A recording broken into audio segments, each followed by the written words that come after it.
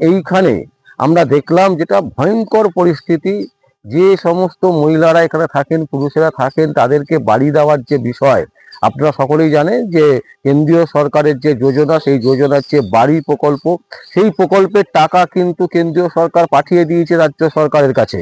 অথচ সেই টাকা কিন্তু এইখানকার অঞ্চলের বেশিরভাগ বাসিন্দারাই পাননি। তার কারণ কারণ কেউ জানে না।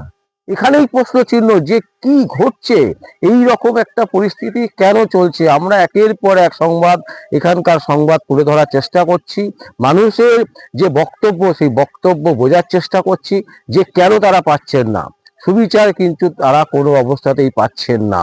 এবং সেই কারণেই আমরা গতকাল দেখিয়েছিলাম যে আমাদের মার্কশিটে 120 নাম্বার পাবে হচ্ছে এই মেমারি বিধানসভা। এই ঘটনার একেবারে সত্যাসত্য আমরা প্রত্যেকটা ওয়ার্ডের চেষ্টা করব, তার সেখানকার বাসিন্দারা কি বলছেন সেটা আপনাদের সামনে তুলে ধরতে। আমার নাম বিশ্বজিৎ পাল, সংবাদ আবির্ভাবের জন্য।